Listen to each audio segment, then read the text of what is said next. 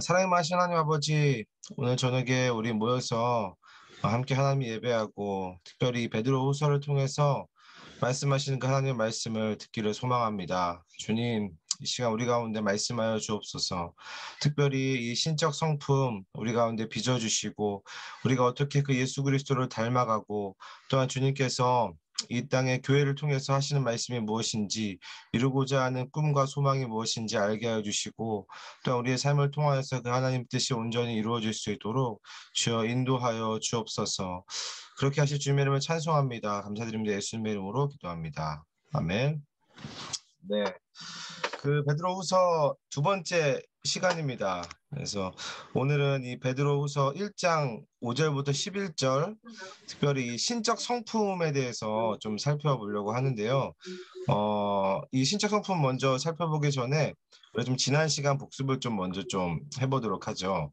그 먼저 지난 시간에 이 베드로후서를 받는 이 성도들의 상황이 어떤 상황이라고 제가 말씀드렸죠. 네, 그 핍박에 있는 상황이었다. 특별히 로마의 핍박이 이제 막 시작되는, 그래서 예수님을 믿는다는 그 이유 하나만으로 그 지역 사회의 차별을 받는, 네, 그리고 로마의 중앙 정부로부터의 그런 핍박들을 받는, 네, 그런 이제 상황에 처해 있는 게 그 당시의 성도들이었다라고 말씀드렸죠. 하지만 이것보다 더 중요한 문제가 있다고 했죠. 어떤 문제였습니까? 네, 이게 어떤 문제냐면은 이 교회 안에 이 거짓 교사들이 들어왔죠. 이 거짓 교사들이 들어와서 가르치는데 굉장히 세속적인, 네, 그 세속주의가 교회 속에, 교회 안에 들어온 것이 가장 큰 문제였다. 그래서 그 가르침으로 인해서 이 세상의 가치가 교회 안에 이제 그대로 들어오게 되었다라는 겁니다. 그래서 뭐 예를 들어서 이 세상에서의 복과 이 잘됨의 기준이 그대로 교회 안으로 이제 들어오게 되고, 그리고 성도들은 그 세상의 기준들로 믿음이 막 흔들리게 되는 상황이죠. 그리고 심지어는 이 하나님의 이 존재 자체도 이 나의 필요와 기준에 따라서 하나님을 좌우하고 이용하려는 생각들, 그리고 하나님은 뭐 계시지 목사님, 않는다. 네, 목사님 종말이 없다. 죄송한데요. 네, 그래서 믿음에 떠나는. 네. 소리가 자꾸 뭐가 잡음이 되게 많이 심하게 예, 잠시만요. 들려서요. 네네. 그러게요. 그 혹시 음소거를 안 하신 분은 좀 음소거를 해주시면은, 네, 좋을 것 같습니다. 네. 이제 되나요? 네네. 됐습니다. 네. 그 어디까지 했냐면은, 네, 그 세상의 가치가 교회 안에 들어왔다라고 했죠. 그것이 이제 베드로후서가 다룬 핵심 문제입니다. 특별히 이 교회 안에 들어온 이 세상의 요소들, 이 세상의 가치들을 우리가 어떻게 다룰 것인가, 이걸 어떻게 이겨나갈 것인가, 그 내용이 이 베드로후서가 다루는 그런 문제입니다. 그래서 베드로후서가 말하는 큰 주제가 뭐라고 했죠? 네, 교회 속의 세상이라고 했죠. 교회 속의 세상, 네, 이 교회 안에 들어와 있는 세상이다. 그래서 이미 교회 안에 들어와 있는 이 세상을 우리가 어떻게 바라보아야 되고, 또한 어떻게 대처해야 되고, 어떻게 이겨내야 할 것인가, 이거를 고민하면서 베드로후서를 읽어 보시면 좋을 것 같습니다. 그래서 이 세상을 이기기 위해 베드로가 해결책 두 가지를 제시한다고 했죠. 첫 번째가 이 신적 성품입니다. 네, 하나님의 성품에 참여하라라고 그렇게 권면을 했습니다. 그리고 두 번째는 이제 올바른 성경 해석을 해야 된다. 이렇게 두 가지 요거를 이제 제시를 했습니다. 그리고 이 해결책은 결국에는 이 하나님과의 사귐에 기반해 있다. 이 하나님과의 사귐에서부터 신적 성품을 참여할 수 있고, 또 하나님과의 사귐에서부터 올바른 성경 해석을 할 수 있다. 네, 그래서 결국에는 하나님과의 사귐으로부터 그 모든 문제들, 그 근원적인 문제들이 해결될 수 있다라고 제가 지난 시간에 이제 말씀을 드렸습니다. 네. 그래서 이렇게까지 지난 시간 내용을 좀 정리를 하면은 좋을 것 같고요. 그리고 이제 오늘은 이제 교회 안에 들어있는 세상을 대처하는 방식인 이 신적 성품, 요거를 하나씩 좀 살펴보려고 하는데요. 우리 먼저 5절부터 7절을 같이 좀 읽도록 하겠습니다. 네, 읽을게요. 시작.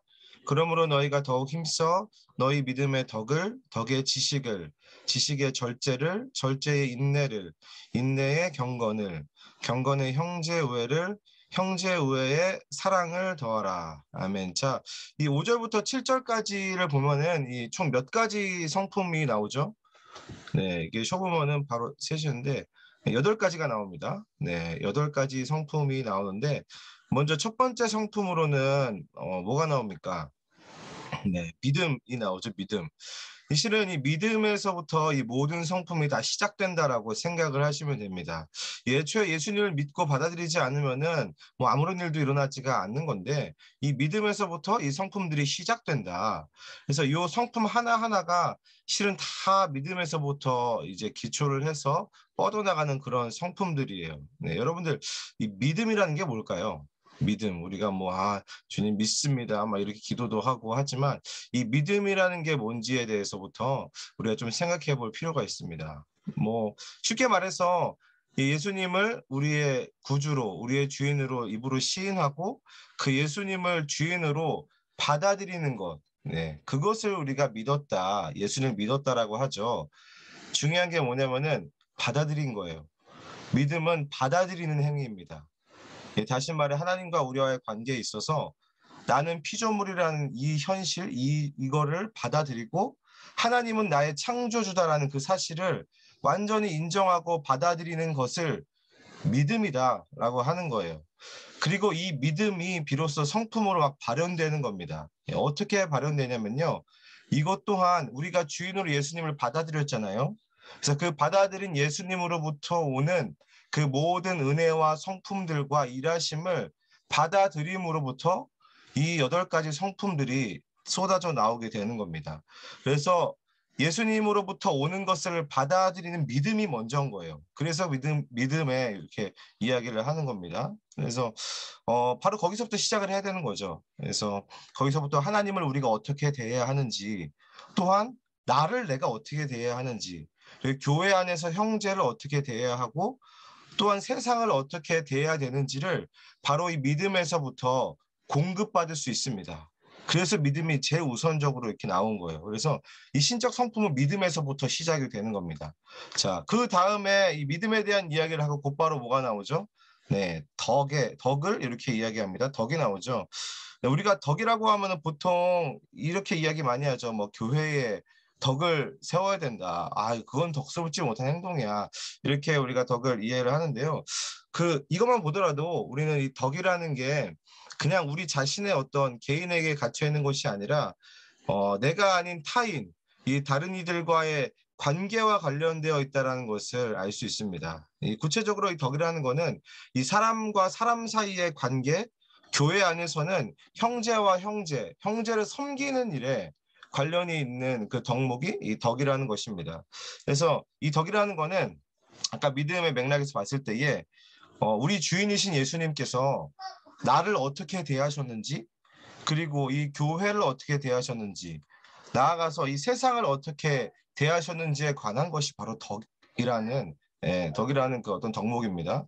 그래서 예를 들어서 이 예수님은 자신이 하나님의 아들이라고 해서 곧장 막 그 능력을 막 뽐내고 막 사회의 구조 자체를 한 번에 막 전복시켜버리고 이렇게 하지 않으셨죠. 그러니까 예수님도 자신의 믿음과 신념을 이거를 발현하실 때에 강요하지 않으셨습니다. 이거를 또 강압하지 않으셨죠. 자신의 힘으로 막 강제하지 않으셨습니다. 대신에 어떻게 하셨죠? 예, 자신의 대적자들마저도 품으신 겁니다. 예, 물론 뭐 꾸짖기도 하셨지만, 뭐 욕도 하셨죠. 바리새인들에게는. 하지만 그들 끝까지 품으시고 이 십자가의 사랑으로 그들을 계속해서 품는 과정들, 이게 덕이에요, 여러분들. 이게 예수님께서 이 땅 가운데 보여주신 덕이 바로 이런 겁니다. 그래서 이 베드로 전서에는 이 덕에 대해서 이렇게 이야기하죠.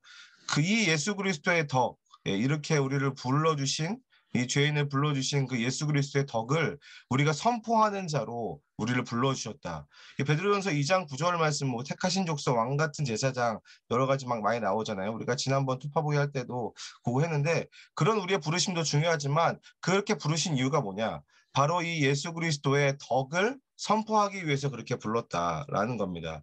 그래서 이 덕을 세우는 것 자체가 이 예수님을 드러내는 방편이다라고 생각을 하시면 돼요. 그래서 근데 반대로 또 생각을 하면은 이 덕을 세우지 못한다는 거는 이 내가 알고 있는 것에 대해 아주 지나치게 확신하고 또 막 그걸 강요를 하는 거죠. 그리고 이렇게 강요를 함으로 인해서 형제와 이웃에게 상처를 주게 되는 일, 그리고 더 나아가서 그것 때문에 믿음을 가지지 못하게 하는 결과까지 초래하는 것이 바로 덕입니다. 그래서 믿음 바로 다음에 덕이 이어져 있는 게 그런 이유에서 있는 거예요. 뭐 사회 현상 중에서 하나를 예를 들자면 이런 거죠.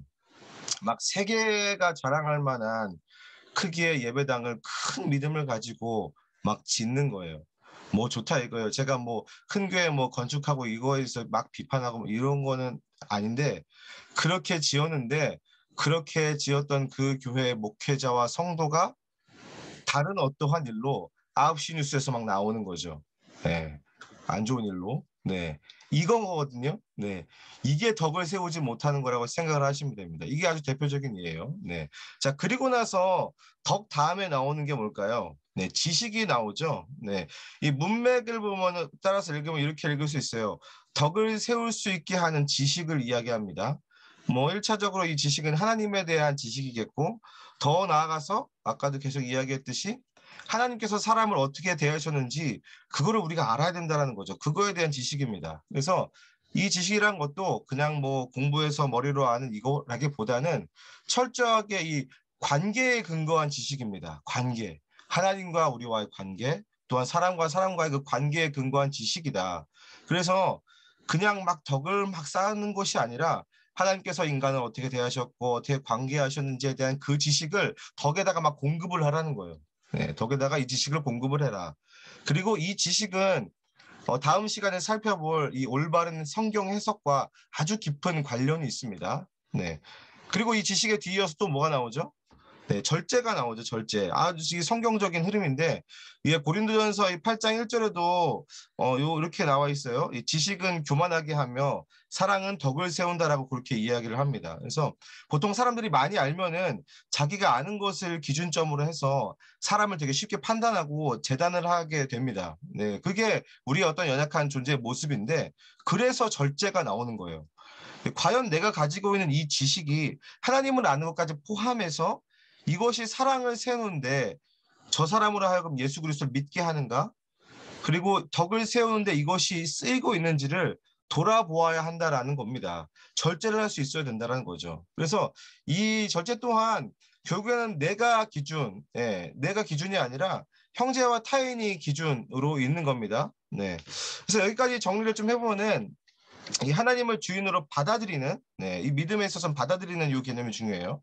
네, 받아들이는 믿음, 그리고 형제를 세워주고 이 세상을 섬기는 덕, 그리고 하나님께서 사람을 대하시는 방식으로서의 지식, 그리고 타인을 사랑함으로 자기 자신을 절제하는 이 절제에 대해서 지금 이 흐름이 이렇게 가고 있는 겁니다. 그래서 특별히 이 성품들이 굉장히 교회에게 하는 말이에요.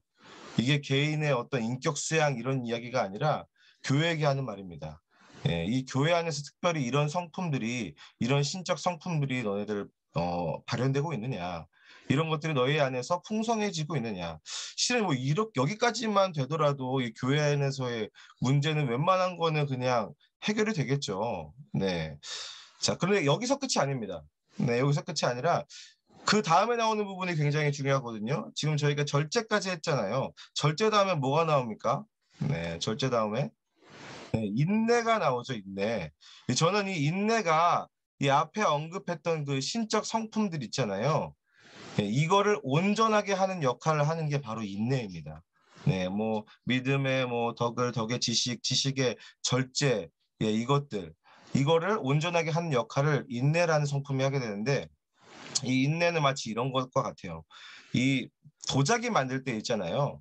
도자기 만들 때에 다 저도 이제 대학교 때 도예 시간에 저기 이천 가가지고 도자기 만들고 이런 거 했거든요. 그거 되게 인격 수양에 도움 되더라고요. 진짜 안 만들어져요. 막 이렇게 모양 만들어서 하는 건데 아무튼 겨우겨우 막 만들었어요. 겨우겨우 만든 다음에 이제 그걸 어떻게 하냐면은 한 학기 동안 이제 열심히 만든 걸 가지고 이제 화덕으로 갑니다.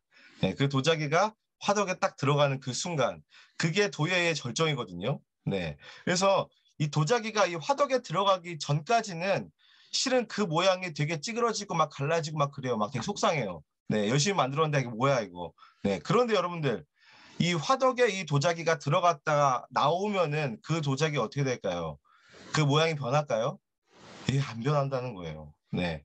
신적 성품도 마찬가지라는 겁니다. 그래서 바로 이 믿음에서부터 시작한 이 네 가지 덕목들이 바로 이 인내라는 이 도자기 화덕 가운데 들어가야지 비로소 이게 변형되지 않은 온전한 모습으로 완성이 된다. 네. 그냥 단순히 한번 믿습니다. 예, 뭐 단순히 한번 그냥 덕을 세워주죠. 뭐 한번 절제해 주죠 하고 끝나는 것이 아니라 이 모든 성품에 인내의 그 용광로 속으로 가지고 들어가야 된다라는 거예요. 그래서 우리가 살아가고 있는 세상은 실은 이 인내 없이 다른 요거 네 가지만 갖고 있으면 그냥 막 됐어.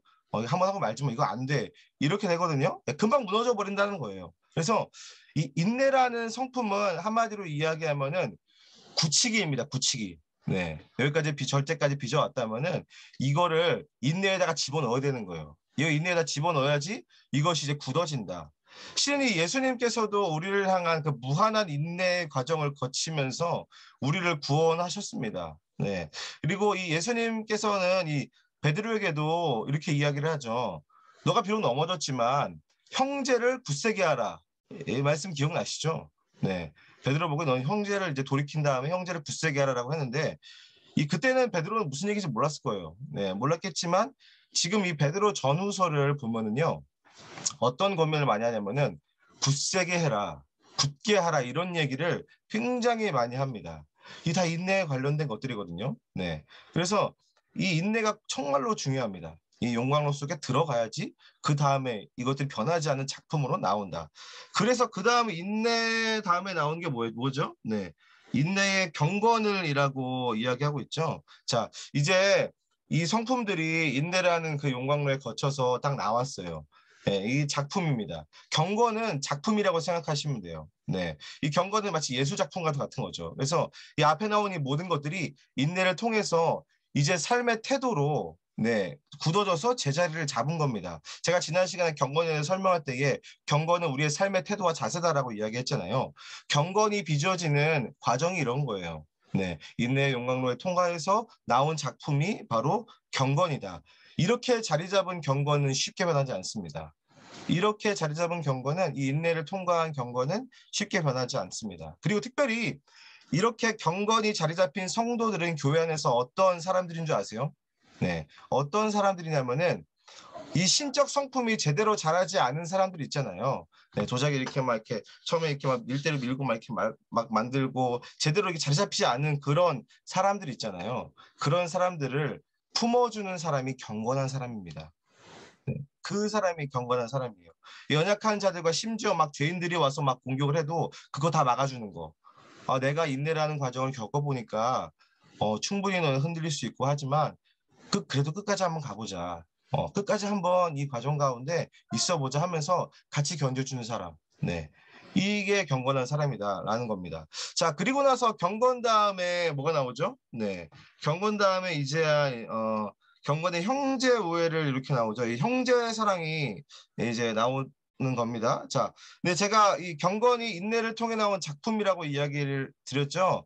예, 이 경건이 작품이다. 자, 그렇다면은 이 경건이 작품이라고 한다면은 그 다음에 나오는 이 형제 우애 그리고 뒤이어서 사랑도 나오거든요. 이 형제 우애와 사랑은 바로 이 경건이라는 작품이 쓰여지는 사용처, 이 작품이 쓰여지는 용도라고 보시면 됩니다. 그래서 이렇게 수많은 과정을 거쳐서 이 신적 성품이 어느 정도 경건까지 자리 잡은 이 성도들의 삶이 어떻게 쓰여지고 나타난다라고 말하는 겁니까? 네, 그 용도가 뭐냐? 왜 이런 인내의 과정을 거쳤느냐? 도대체 목적이 뭐냐? 형제 우애다. 형제 우애를 위해서 이 모든 과정이 거쳐지게 됐다. 그래서 이 야고보서 1장 27절의 경건에 대해서 또 이렇게 이야기를 해요. 같은 공동서신 안에 있는데 이렇게 이야기합니다. 하나님 아버지 앞에서 정결하고 더러움이 없는 경건은 곧 고아와 가부를 그 환난 중에 돌보고 또 자기를 지켜 새 속에 물들지 아니하는 그것이니라. 네, 경건에 대해서 뭐라고 정의를 하고 있죠? 네, 곧장 고아와 과부와 또한 환난을 당한 자들을 돕고 그들을 돌보는 게 경건이다. 그리고 또 다른 이제 공동서신인 요한일서를 보면은 세상에 재물이 없어서 궁핍해서 어찌할 바를 모르는 그 형제들의 필요를 채우고 또한 그들을 위해서 기도하는 네, 그런 사람을 두고 경건한 사람이다. 그러한 삶의 태도와 자세를 우선순위로 가진 자들에 대해서 이야기합니다. 네, 그리고 마지막에는 무엇이 나옵니까?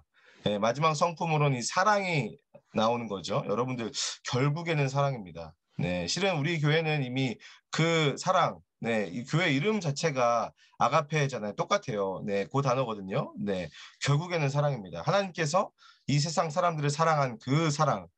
이게 요한복음 3장 16절로 보면은 지독한 자기 사랑에서 벗어난 이처럼 하나님이 이 사람들을 품고 인내하고 끝까지 참음으로, 다시 말해서 베드로후서를 보면은 이 신적 성품으로 우리를 품고 품어서 우리를 살리셨다라는 그 이야기입니다. 그래서 또 거기서 끝이 아니라 그렇게 품어서 살리는 그 사람들을 다시금 또 품고 또 은혜를 부어주시고 믿음을 주셔서 이 신적 성품에 우리를 참여하게 하시는 거죠. 참여하게 하시고 이러한 신적 성품에 참여한 교회들로 이 세상을 돌보고 이 세상을 변화시키는 것이 하나님의 뜻이다. 네. 그리고 결국엔 이 모든 신적 성품에 참여하는 이 과정 있잖아요.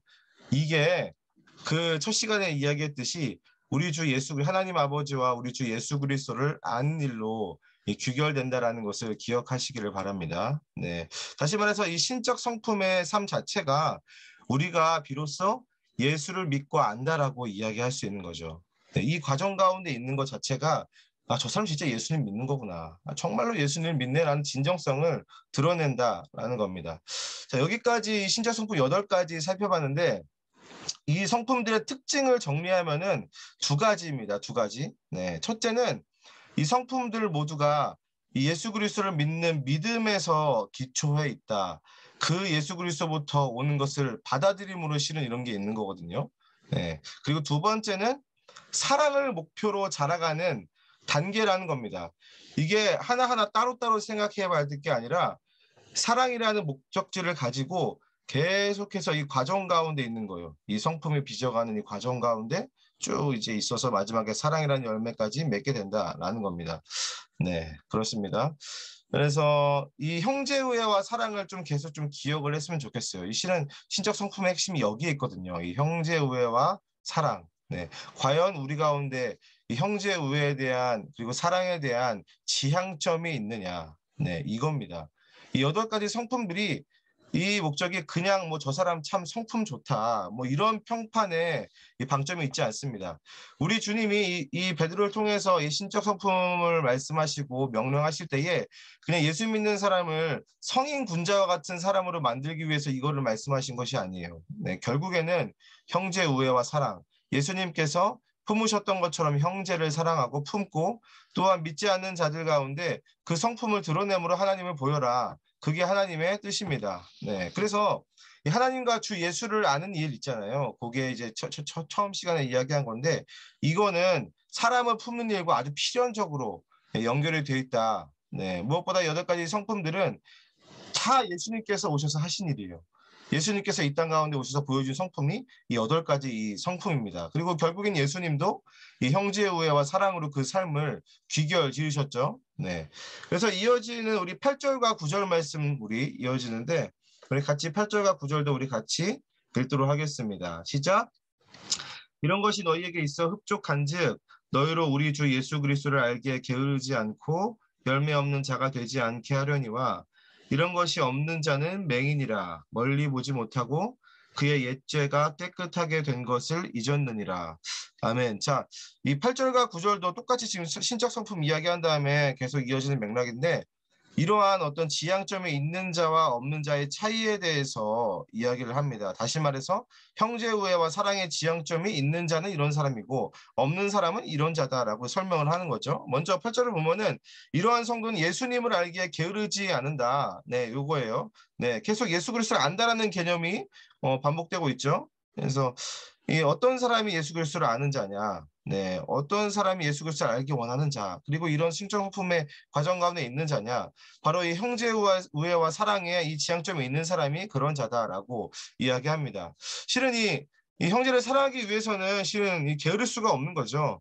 왜냐하면 우리의 힘으로 이거 불가능이니까요. 예, 불가능입니다. 네, 우리가 우리의 어떤 의지나 우리의 어떤 노력으로 한 사람을 사랑하는 건 이거 불가능입니다. 그래서 예수님을 알기 위해서 계속 매달리는 거죠. 예수님께서 그것을 가능하게 하셨으니까. 예수님께서 그것을 완성하셨으니까 계속 예수님 앞에 나아가서 물어보는 겁니다. 네, 계속 물어보고 매달리고 주님 이거 어떻게 해야 됩니까? 이거 이 정도까지 내가 어떻게 사랑할 수 있겠습니까? 계속 그 예수님께 가서 물어보고 예수님을 아는 과정, 그 사귐의 과정 가운데 우리가 들어갈 수밖에 없다라는 거죠. 그래서 이 우리들 중에서 만약에 이 형제와 그 교회 안에서의 그 형제들, 네, 와의 관계에서 뭔가 이거 좀 꺼름칙하다. 뭔가 관계가 이거 안 풀린다. 네, 요런 것들이 있다라면은 실은 이거 지극히 정상적인 거예요. 네, 지극히 정상적인 겁니다. 이미 그 신적 성품의 과정 가운데 있는 겁니다. 그래서 결코 포기하지 마시기 바랍니다. 그게 하나님의 사인이에요. 이 뭔가 교회 안에서 이 교회 아닌데 이렇게 관계가 이렇게 어렵나? 왜 그러지? 저 사람이 저렇게 말을 하지? 이런 상처들 있잖아요.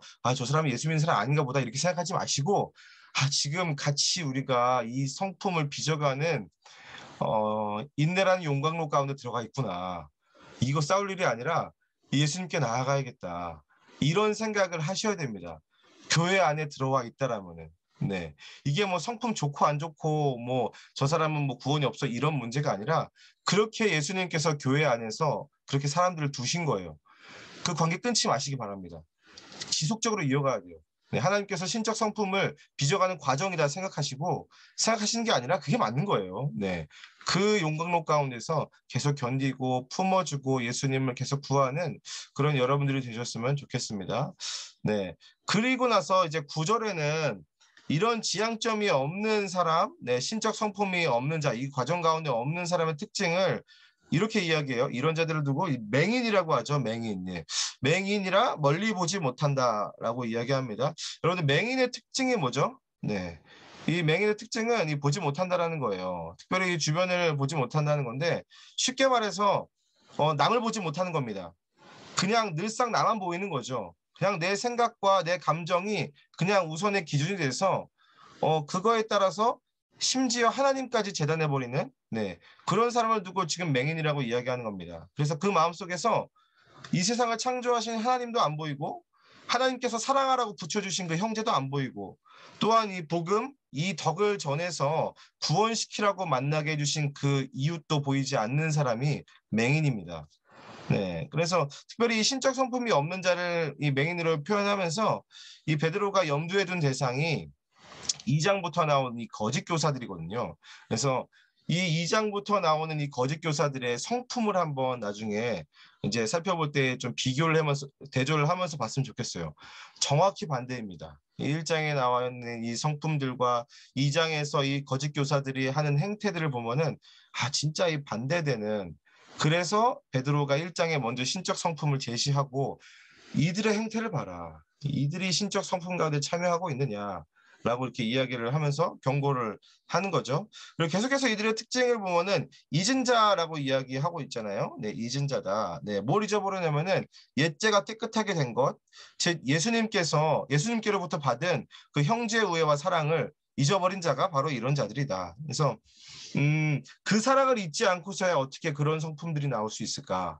네, 요 이야기를 하고 있는 거죠. 경고하고 있는 겁니다. 그래서 여기까지 정리하자면은 이 신적 성품에 참여한 자와 네, 그 하나님 안에 들어와 있는 자는 결국에는 이 형제우애와 사랑의 열매가 나올 수밖에 없는 자다라는 그 이야기 네, 하고 있습니다. 저희 마지막으로 10절과 11절 말씀도 우리 같이 읽도록 하겠습니다. 네, 시작. 그러므로 형제들아 더욱 힘써 너희 부르심과 택하심을 굳게 하라. 너희가 이것을 행한즉 언제든지 실족하지 아니하리라. 이같이 하면 우리 주 곧 구주 예수 그리스도의 영원한 나라에 들어감을 넉넉히 너희에게 주시리라. 아멘.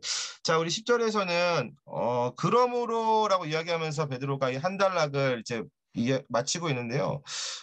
이렇게 이야기하죠. 그러므로 한 다음에 형제들아 더욱 힘써 너희 부르심과 택하심을 어떻게 하라고요? 네, 굳게 하라. 네, 이 굳게 하라는 이 명령, 실은 제가 아까도 잠깐 언급을 했지만 되게 지극히 베드로의 개인적인 경험이 있는 그런 말씀입니다. 네, 돌이킨 후에 형제를 굳게 하라. 네, 예수님께 그 말씀을 들었을 때 베드로가 어떤 일을 당했죠? 네, 엄청 혼났습니다. 예수님께. 막 사탄아, 뭐 너가 하나님의 일을 알지 못한다 이러면서 막 혼났죠. 네, 실은 베드로 자체가 이 사람의 일과 자기 자신으로 꽉 찼던 이 맹인이 뭔지를 알았던 사람이 바로 베드로였거든요. 그래서 자신의 욕심과 어떤 계획으로 예수님을 이용하려는 그 생각으로 가득 찬 사람이 베드로였습니다. 네, 그래서 예수님이 꾸짖으셨죠. 네, 그리고 난 다음에 예수님께서 하신 말씀, 네, 형제를 굳게 하라. 그래서 지금 베드로는 그 예수님의 그 말씀을 기억하고 지금 형제를 굳게 하는 일을 계속해서 해오고 있는 거예요. 베드로 전서에서부터 베드로 후서, 예, 이 거의 죽기 직전이거든요. 자기의 죽음을 이제 임박한 걸 알았어요. 그 죽기 직전까지 이 예수님의 형제를 굳게 하라는 그 부르심이 계속 이 마음 가운데 있었던 거죠. 네. 그래서 굳게 하라라고 이야기한 다음에 그 다음에 나오는 게 이것을 행한 즉 언제든지 실족하지 아니하리라 이렇게 이야기하는데 이것 또한 베드로가 실족이 뭔지 경험해 본 사람이거든요. 진짜 무너지는 것이 무엇인지 넘어지는 것이 무엇인지를 경험해 봤기 때문에 지금 이 이야기를 하고 있는 겁니다. 그래서 베드로가 자신의 삶을 그대로 보여주고 있는 거죠. 그리고 마지막에 이 11절의 결말에 이렇게 이야기하죠. 곧 구주 예수 그리스도의 영원한 나라에 들어감을 넉넉히 너희에게 주시리라. 이게 아까 신적 성품 이야기할 때에 제가 믿음에 대해서 뭐라고 이야기했습니까? 받아들이는 것이라고 했죠. 결국에는 하나님의 나라를 받아들이는 것이 이거예요. 네. 그냥 뭐 우리가 죽고선 천국 가고 끝나는 것이 아니라 이런 과정 가운데 있고 이런 어떤 성품들이 빚어가고 또 예수 그리스도를 믿음 가운데 있다라면은 하나님의 나라를 지금 너네가 이렇게 받고 있어. 지금 베드로가 하나님의 나라가 무엇인지를 설명을 해주고 있는 겁니다. 그냥 저기 멀리 있는 하나님의 나라가 아니라 지금 현재의 이런 신적 성품들이 빚어가고 있고 또한 그 믿음 안에서 이 모든 것들을 받아들이고 있다라면은 너희는 영원한 하나님의 나라를 지금 넉넉하게 받고 있고 하나님께서는 넉넉하게 그 하나님의 나라를 너희들 가운데 주고 계신다. 네, 그렇게 이야기를 하는 거예요. 네, 자, 여기까지고요. 그래서 우리가 구해야 될 것들이 있습니다. 무엇을 구해야 될까요? 네, 뭐 지난 시간 적용과 마찬가지로 예, 하나님과의 사귐, 특별히 그 받아들이는 거. 네, 예수님께서는 지금 나에게 무엇을 주시고자 하는가, 무엇을 흡족하게 주고 계시고자 하는가, 무엇을 넉넉하게 우리가 가운데 채우기를 원하시는가, 이거를 알아야 됩니다. 네, 계속해서 예수님께서 주시는 은혜들, 그것을 그대로 받아들이고 또한 그 받아들인 것들이 우리의 성품으로 나올 수 있도록 네, 그 안에서 배워나는 그 하나님의 성품이 특별히 이 교회 가운데 특별히 내가 지금 만나는 사람들 그리고 교회에서 내가 만나고 교제하는 사람들 가운데 이 성품들이 계속해서 드러나도록 특별히 품을 수 있도록 기도하시기를 바랍니다. 한 사람을 주님 품게 해주십시오. 특별히 그 사람이 있지 않습니까? 제가 품게 하여 주십시오. 이런 기도를 우리가 해야 됩니다. 그래서 계속해서 좀 도전을 했으면 좋겠어요. 이런 성품들이 믿음에서부터 이어지는 이 모든 성품들이 지금 계속해서 빚어주십시오. 이 인내의 과정 가운데 내가 그냥 포기하지 않고 계속해서 이것들이 빚어나가서 경건과 형제와 사랑의 목표 그것을 지향점으로 계속해서 주님 역사하여 주십시오. 이 교회 가운데 역사해 주십시오. 이렇게 기도하는 여러분들이시길 간절히 소망합니다. 네, 제가 기도하고 마치도록 하겠습니다. 하나님 아버지, 우리 가운데 말씀해 주셔서 감사합니다. 특별히 예수 그리스도께로부터 오는 그 모든 신령한 것들, 생명과 경건에 속한 모든 것들, 특별히 이 신적 성품에 대한 것들, 우리 가운데 지속적으로 계속해서 부어주시고 빚어주시옵소서. 특별히 하나님, 우리의 성품이 주님 안에서 변화되기를 소망합니다. 하나님 아버지, 우리 안에 형제를 품을 수 있는 넉넉한 마음, 그 예수님의 마음을 주시고 하나님 우리 가운데 불편하더라도 우리의 감정을 건드리더라도 하나님 아버지 그 모든 것들을 인내라는 용광로 안에서 우리가 견디게 하여 주시고 그 예수 그리스도께로부터 오는 그 넉넉한 은혜들을 받아 누림으로 하나님 우리의 성품이 경건으로 빚어지고 또한 더 깊이 사랑하는 우리 아가페 교회가 될 수 있도록 주님 은혜를 베풀어 주시옵소서. 주의 성령께서 우리 교회 가운데 함께하여 주시고 하나님 이런 성품들이 온전히 우리 성도님들의 삶을 통하여서 흘러가게 하여 주시고 그래서 믿지 않는 자들이 이 예수 그리스도의 덕을 보고 돌아오고 예수 그리스도를 믿는 역사가 일어날 수 있도록 주여 인도하여 주시옵소서. 그렇게 하실 주님의 이름을 찬송합니다. 감사드립니다. 예수님의 이름으로 기도합니다. 아멘.